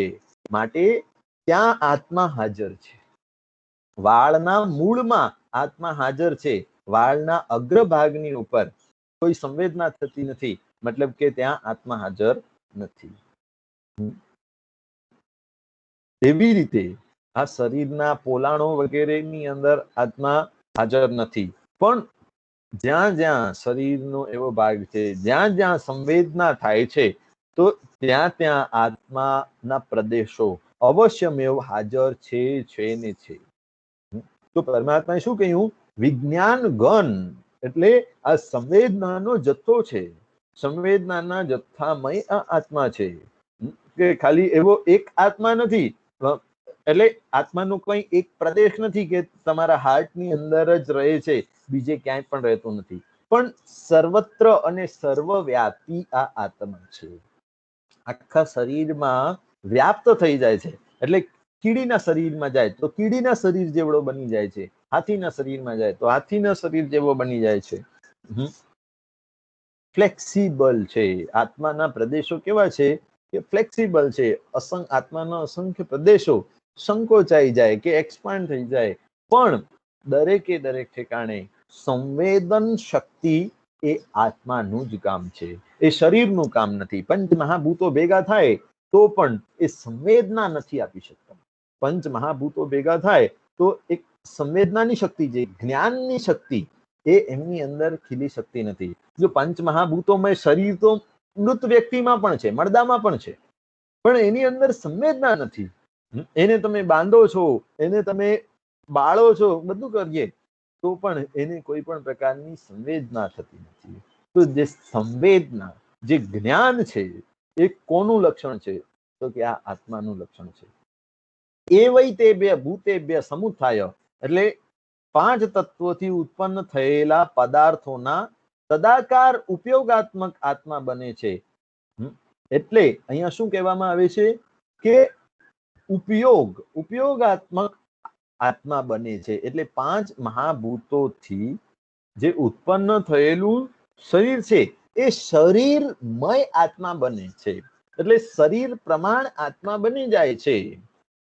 કે આત્મા એવો કોઈ મોટો કે નાનો નથી, પણ સર્વત્ર જે શરીરની અંદર જાય એ શરીરમય એ આત્મા બની જાય છે. એટલે આપણો અત્યારે વર્તમાન જેટલો આકાર છે, તો આપણો આત્મા એ આકારે પરિણમે છે, એ આકારમય આપણો આત્મા બની જાય છે. પછી શું થાય છે કે ગૌતમે ઇન્દ્રભૂતિ ગૌતમે શું વિચાર કર્યો કે તાન્યવાનું વિનશ્યતિ. તાન્યવાનું વિનશ્યતિ એટલે એમણે એવો અર્થ કર્યો કે પંચ મહાભૂતોનો નાશ થઈ જાય એટલે આ ઉર્જાનો પણ નાશ થઈ જાય છે. પણ અહીંયા અર્થ એવો કરવાનો છે કે આત્મા એક આકારે બને અને પછી પંચ મહાભૂતોનો નાશ થાય, તો આત્માના એ આકારનો એ પ્રકારનું નાશ થઈ જાય અને પછી જે ભવની અંદર જે આત્મા જાય ત્યાં ફરી પાછો જે શરીર મળે એ શરીરના આકાર વાળો આત્મા બની જાય છે. એટલે આત્માનો સર્વત્ર વિનાશ થતો નથી, પણ એ આકારે જે આત્મા પરિણમ્યો હતો એ આકાર રૂપે આત્માનો નાશ થાય છે. અને પછી બીજા શરીરની અંદર જ્યારે આત્મા પ્રવેશ કરે છે ત્યારે આત્મા એ શરીરનો આકાર એ શરીરમય બની જાય છે. એટલે એ શરીરની સાઈઝ વગેરે મય બની જાય છે. તો આમ આત્માનો પંચ મહાભૂતોનો નાશ થવાથી કઈ ઉર્જાનો નાશ, આત્માનો નાશ થઈ જતો નથી, પણ આત્માના એ વર્તમાન પર્યાયનો નાશ થાય છે. વર્તમાન પર્યાય, આ પર્યાયની અંદર આપણે દેહધારી મનુષ્ય દેહધારી વ્યક્તિ છીએ, તો એ આકારની અંદર રહેલો આ આત્મા એ મૃત્યુ થવાથી, પંચ મહાભૂતોનો નાશ થવાથી શું થાય છે, એ આકારમય આત્માનો વિનાશીકરણ થઈ જાય છે. પણ આત્માના પ્રદેશો તો હાજર જ છે. એ જે શરીરની અંદર જાય એ શરીરમાં એ વ્યાપ્ત થઈને રહી જાય, એ શરીરનું રૂપ એ ધારણ કરી લે છે. એવો આનો અર્થ કરવાનો છે. આનો અર્થ આવો છે, પણ તું એના અર્થને ની અંદર તે ગડબડ કરી નાખી છે. પછી વર્તમાન ક્ષણે એક જ્ઞાનનું જવું અને બીજા જ્ઞાનનું આવવું એ પણ એનો અર્થ થાય છે. એટલે વર્તમાનમાં તમે કોઈક વસ્તુનો વિચાર કરો છો કે કોઈ વ્યક્તિનો વિચાર કરો છો, એ વ્યક્તિના આકારે તમારો જ્ઞાન પરિણમે છે. તમને એ વ્યક્તિનું ભાન થઈ જાય છે, અંદર આત્મામાં ખ્યાલ આવી જાય છે. તમે કોઈ તમારા છોકરાઓ દૂર હોય, બીજા કોઈ સ્ટેટ્સની અંદર હોય, તમે અહીંયા બેઠા બેઠા એમનો વિચાર કરો ને, તો તમારું જ્ઞાન એમના આકારે પરિણમે. એટલે એમની આકૃતિ ભલે આંખેથી તમને દેખાતી નથી, પણ તમારા જ્ઞાનોપયોગની અંદર આખી એમની એક આકૃતિ બની જાય છે. અને પછી તમે બીજી વસ્તુનો વિચાર કરો કે બીજા વ્યક્તિનો વિચાર કરો, તો એ આઈડેન્ટિટીનો નાશ થાય અને મનની અંદર જે ચૈતન્ય દ્વારા એ જે આકૃતિ બને છે એ બીજી આકૃતિ, એટલે બીજી આકૃતિનો ઉત્પન્ન થાય, એક આકૃતિનો નાશ થાય. આ બધું જ કોનું કાર્ય છે?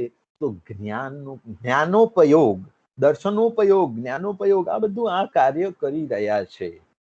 તો આ વિજ્ઞાન ઘન એટલે આ જ્ઞાનનો જે ઉપયોગ છે, જ્ઞાનનો ઉપયોગ એક વસ્તુને જોવામાં જે ચાલી રહ્યો છે, જાણવામાં, જોવામાં, તરત જ બીજી પડે બીજી વસ્તુમય, બીજા આકારમય આ ઉપયોગ બની જાય છે. તરત જ ત્રીજા આકારમય બને. એટલે એક ઉપયોગ નાશ પામે છે અને બીજો ઉપયોગ ઉત્પન્ન થાય છે. એટલે આમ આ બધું ઉપન્નૈવા વિગમેવા ધુવૈવા, આ બધા સિદ્ધાંતો ઉપર આ જગત ચાલી રહ્યું છે.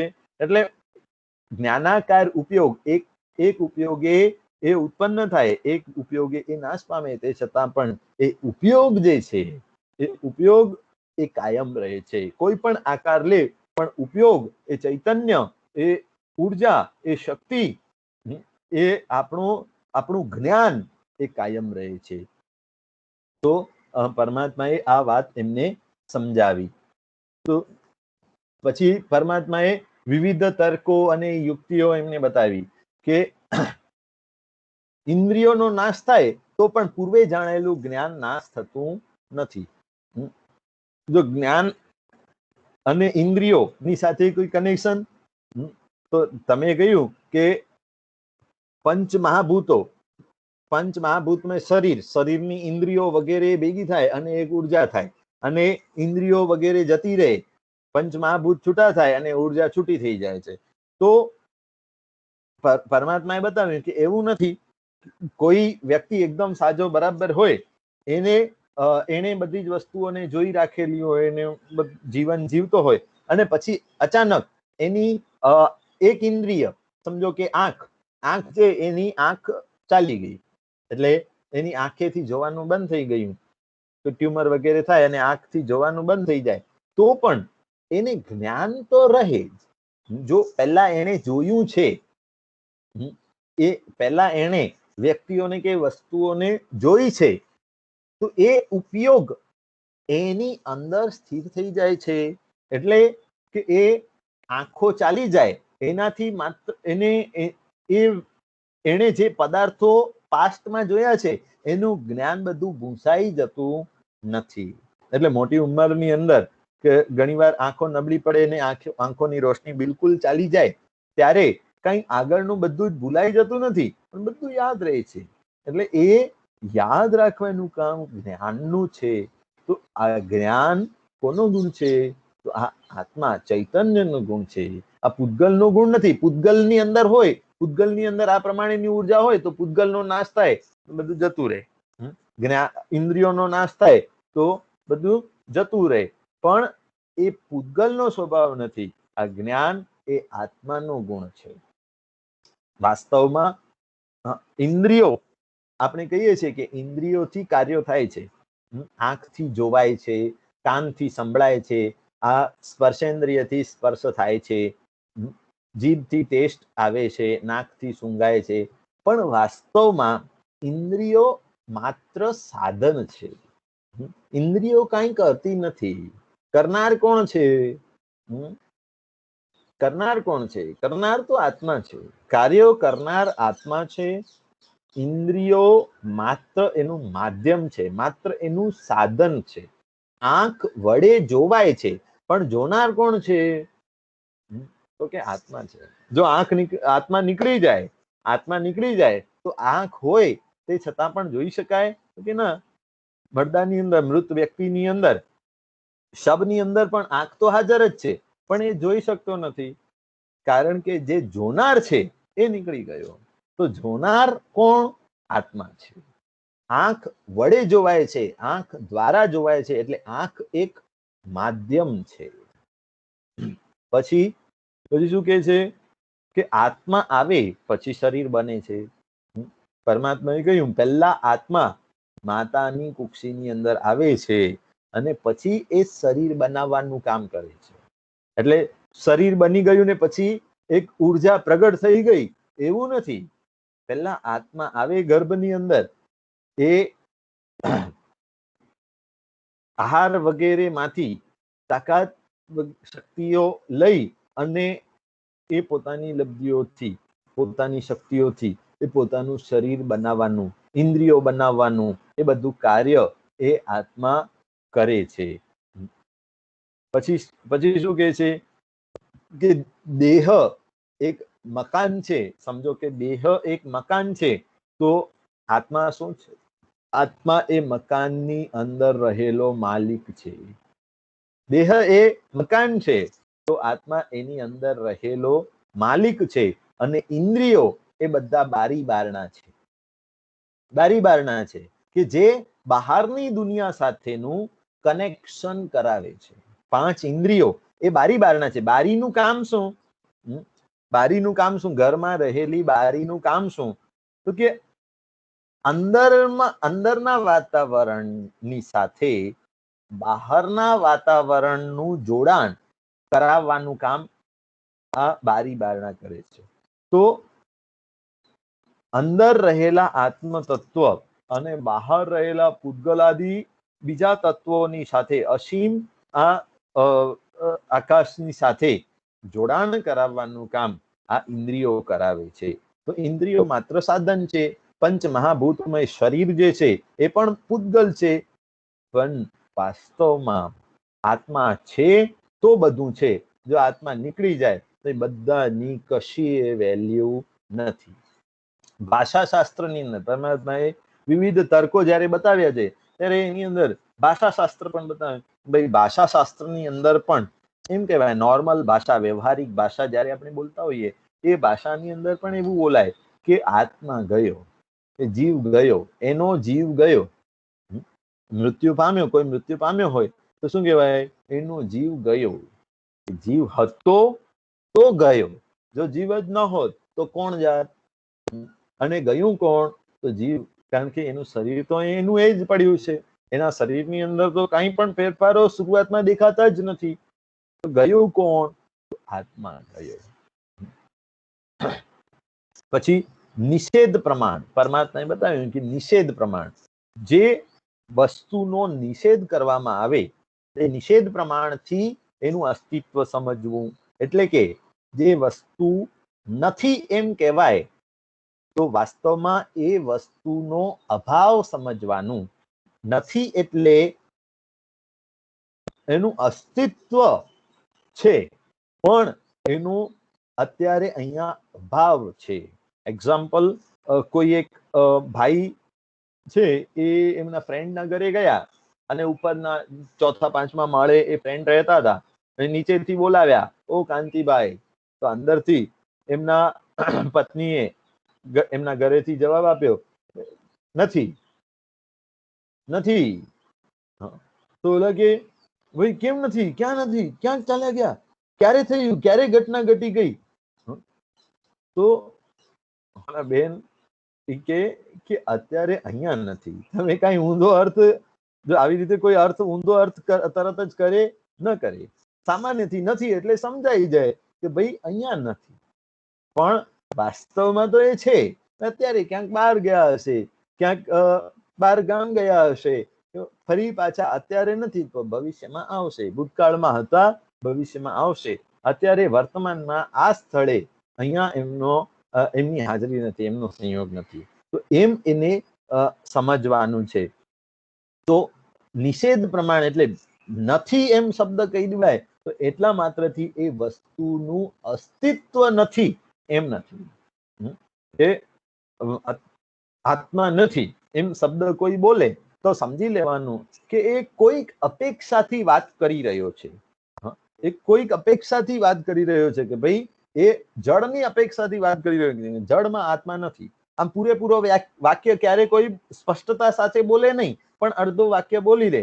પણ એ અડધા વાક્યનું જો કોન્ટેક્સ્ટ ખબર ન હોય તો શું થાય કે આત્મા નથી એવો અર્થ કરી અને પછી એનો મનગણત અર્થ કરીએ કે ભાઈ કોઈ વ્યક્તિ એટલું જ કે સૂર્ય નથી, સૂર્ય નથી. તો એટલા માત્રથી કઈ સૂર્યનું અસ્તિત્વ, કોઈને કહેવા માત્રથી કઈ સૂર્યનું અસ્તિત્વ જતું રહે છે? જગતની અંદર સૂર્ય નથી એવું થઈ જાય છે? તો ના. તો નથી, સૂર્ય નથી એવું જે એનું વાક્ય છે, કયા કોન્ટેક્સ્ટની અંદર, કઈ અપેક્ષાની અંદર કહેવામાં આવ્યું છે? તો કે રાત્રિના સમયે એણે એવી રીતે કહ્યું કે સૂર્ય નથી. કોન્ટેક્સ્ટ શું હતું? રાત્રિ હતી. પણ એને સ્પષ્ટ રીતે કહ્યું નહીં કે ભાઈ રાત્રિના સૂર્ય નથી. કોન્ટેક્સ્ટ રાત્રિનું હતું, એને સ્પષ્ટતા કરી નહીં, માત્ર કહ્યું સૂર્ય નથી. તો એનાથી કઈ એવું ન માની લેવાય કે સૂર્યનું અસ્તિત્વ જ નથી. તો તમે એવું માની લીધું કે ભાઈ આત્માનું અસ્તિત્વ જ નથી. એના કારણે તમને શંકાઓ થઈ ગઈ છે. એના કારણે તમને શંકાઓ. જે વસ્તુનું અસ્તિત્વ ન હોય એના વિશે ક્યારે પણ શંકા પણ થાય નહીં. એના વિશે ક્યારે પણ શંકા પણ થાય નહીં. જે વસ્તુનું અસ્તિત્વ ન હોય ને એના વિશે ક્યારે પણ શંકા પણ ન થાય. એટલે પરમાત્માએ ઉદાહરણ આપ્યું, ખ પુષ્પ. ખ પુષ્પ એટલે આકાશમાં ઉગનારું પુષ્પ. આકાશમાં કોઈ પુષ્પ ઉગે કે ના? આકાશમાં ક્યારે પણ કોઈ પુષ્પ ઉગતો નથી. એટલે કોઈને એવું પ્રશ્ન પણ થતું નથી, કોઈને એની શંકા પણ થતી નથી ભાઈ આકાશમાં પુષ્પ ઉગતું હશે કે નહીં, કે કોઈ એ વાત કરે ને કે મેં આકાશ પુષ્પ જોયો, તો લોકો એને અવશ્ય મેં ગાંડો સમજવા, કારણ કે આકાશમાં પુષ્પ ઉગે જ નહીં, તો એના વિશે શંકા વગેરે થાય જ નહીં. જે ડાયો વ્યક્તિ હોય એને ક્યારે પણ એના વિષયમાં શંકા થાય જ નહીં. તો પરમાત્માએ આ બધી વસ્તુ બતાવી. પછી પરમાત્માએ કહ્યું કે ઘણીવાર જે પ્રત્યક્ષ હોય ને એ પણ ઘણીવાર દેખાતું નથી. પ્રત્યક્ષ વસ્તુ પણ ઘણીવાર દેખાતી નથી. એની પાછળના કારણો હોય છે કે એ પહેલું કારણ છે કે એ અતિ દૂર હોય. પ્રત્યક્ષ હોય પણ એ અતિ દૂર હોય, કે બહુ જ દૂર હોય તમારાથી, અને તમારી આંખોની એક કેપેસિટી છે કે એ અમુક લેવલ સુધી જોઈ શકે, એનાથી દૂરનું ન જોઈ શકીએ. તો એ અતિ દૂર હોવાના કારણે જો તમને ન દેખાતો હોય તો એ કાંઈ છે જ નહીં એવું નથી. પછી ઘણીવાર અતિ નજીક વસ્તુ હોય તો પણ ન દેખાય. બુક હોય, બુકને તમે આંખની એકદમ નજીક આંખને ચોંટાડીને મૂકો તો બુકને શબ્દો દેખાય જ નહીં. અતિ નજીક કોઈ વસ્તુ હોય તો પણ એ હોવા છતાં પણ દેખાવાની નથી.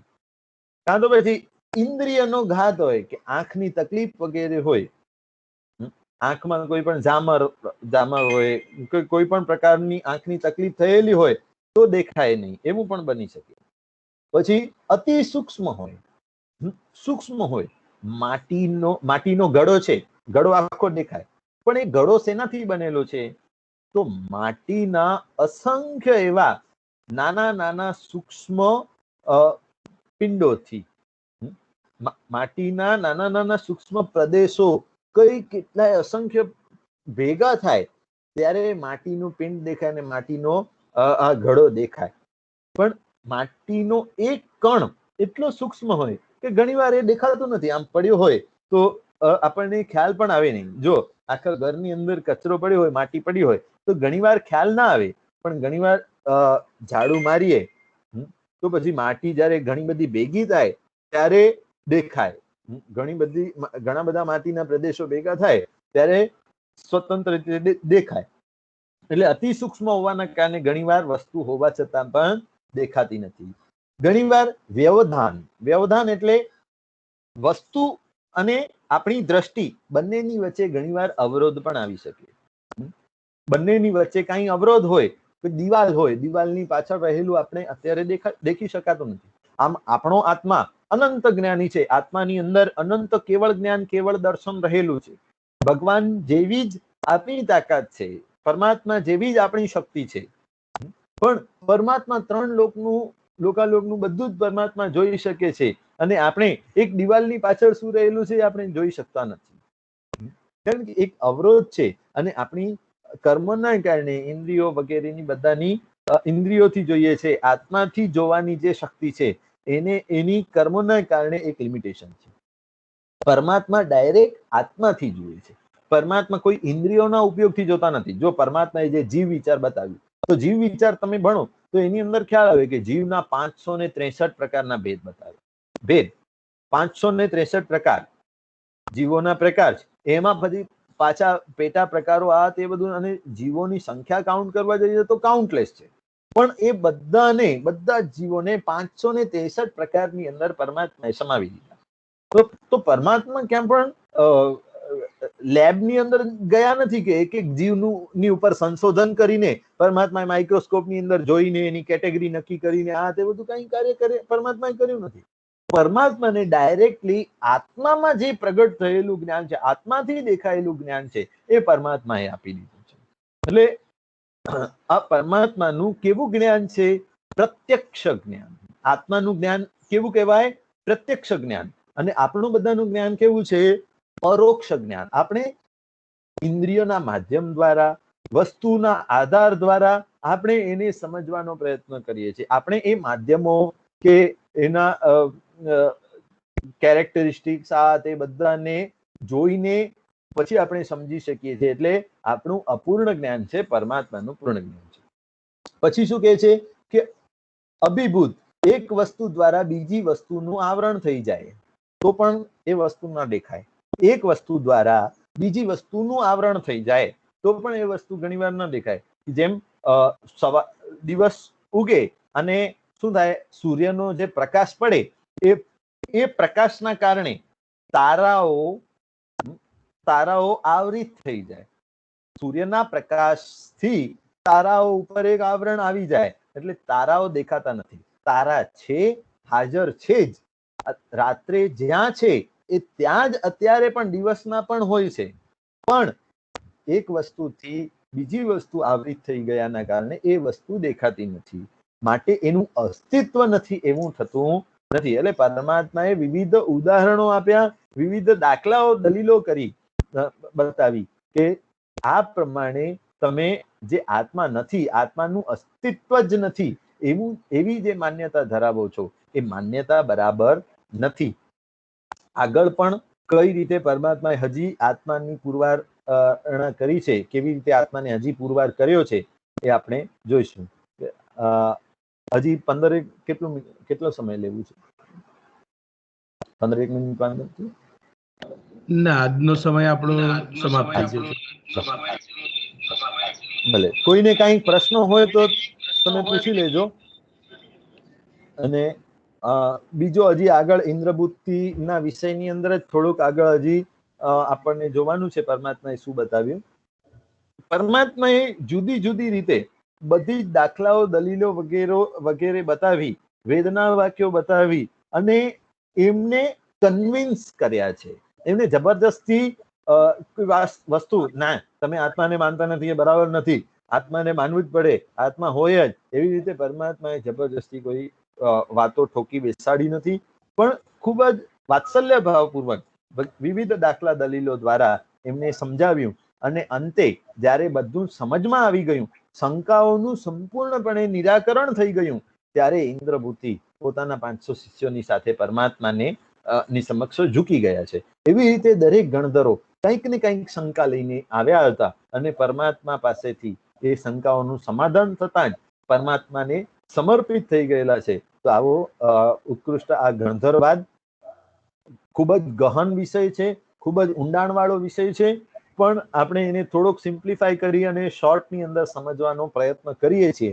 તો અહીંયા આ આત્મા છે કે નહીં, આમ તો આ એકદમ દાર્શનિક અને સૌથી મહત્વનો આ મુદ્દો છે આત્માના અસ્તિત્વનો. કે ઘણા એવા નાસ્તિક દર્શન, ચાર્વાક વગેરે દર્શનો એ આત્માના અસ્તિત્વનો સ્વીકાર કરતા નથી, પણ ડાયરેક્ટલી કહો કે ઇનડાયરેક્ટલી કહો કે કોઈ પણ રીતે આત્માનો સ્વીકાર કર્યા વગર આ જીવન ચાલી શકે જ નહીં. માટે પરમાત્માએ સબળી રીતે આ બધા જ પોઈન્ટ્સ એમને બતાડ્યા છે. એ પોઈન્ટ્સ હજી આગળ શું છે એ આપણે આવતીકાલે જોઈશું. જિન્નાગના વિરુદ્ધ કંઈ પણ બોલાયું હોય તો સામી દુઃખ. Anybody have any questions to ask?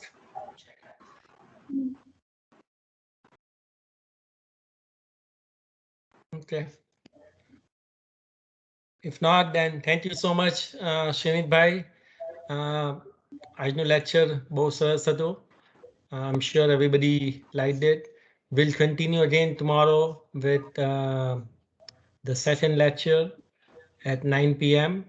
Please join on time and we'll start sharp at 9. Thank you so much. Jai Jindra. Shubha. Thank you. જય જિનેન્દ્ર. પ્રણામ. બધાનો આભાર, પ્રણામ બધાને.